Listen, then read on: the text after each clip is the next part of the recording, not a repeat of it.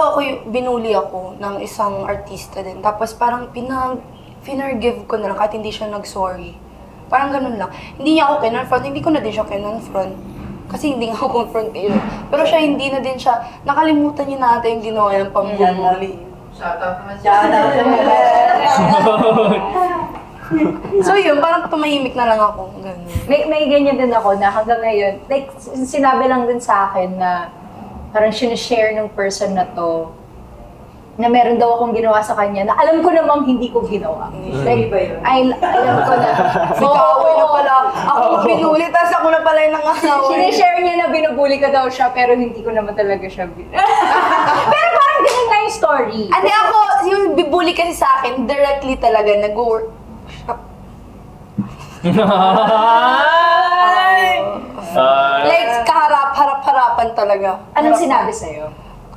Share mo naman dyan. Hindi naman natin dapat ngayon. Hindi daw ako ganun kagandahan. Tapos, ano siya, parang sabi niya, nakuha ka lang naman dahil mataas yung followers niya sa TikTok. Ganun.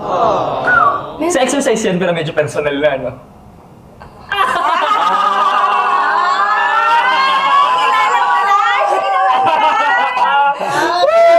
Give ko na yan kasi medyo totoo naman. Tapos parang pabayaan ko na lang kasi medyo ano din, mas grabe din siya kaysa sa... Ayoko na magsalita. Yun na yun, okay na yan, okay na, basta yun. Kalimutan, pinargive ko na pero ang dami ko kasi sinasabi ko. Oh. Pero sana mag-sorry ka naman.